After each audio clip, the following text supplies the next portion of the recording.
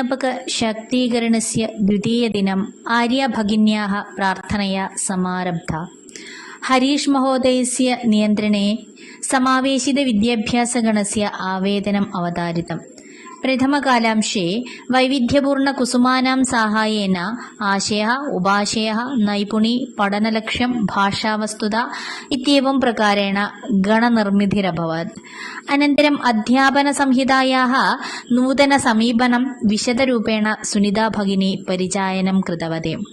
आशयानुसारम् उपाशयं रूपीकृत्य नैपुण्यं वर्धयित्वा पठनलक्ष्यं प्रति गमनम् अत्र अवलोकितवन्तः।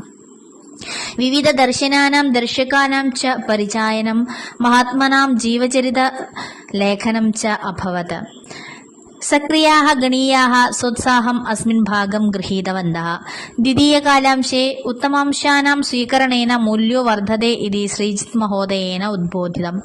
मूल्याधिष्ठितविद्याभ्यासस्य प्रसक्तिः च चर्चितवन्तः। तृतीयकालांशे पाठभागाधारेण लक्ष्यं प्रति गमनं कथमिति चर्चा प्रवृत्ता।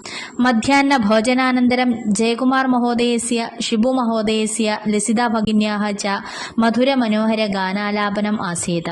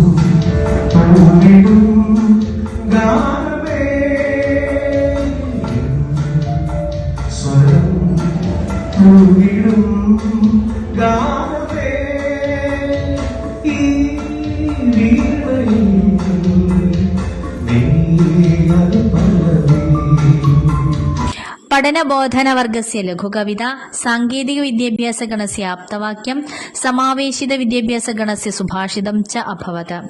जिल्ला विद्याभ्यास अधिकारिणः अत्र आगतवन्तः। ते पुस्तकानां विषये अवलोकनं कृतवन्तः।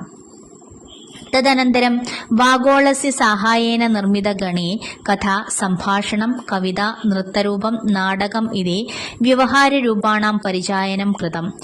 പഠനാധിഗമാത് പഠനലക്ഷ്യം പ്രതി ഗമനം ചർച്ചിതം. പഠനബോധനഗണസ്യ ജാഗരണം ക്രീഡാരൂപേണ ഉത്തമരീത്യ കൃതവന്തः. अन्तिमकालांशे श्रीजित् महाभागः मूल्यनिर्णयविषये मार्गनिर्देशं दत्तवान्.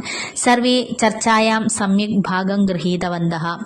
പഠനപ്രക്രിയായാം തൽപരസ്യ പഠിതാരസ്യ സാഹായം ദാതും ഭവതി നിരന്തര മൂല്യനിർണയः.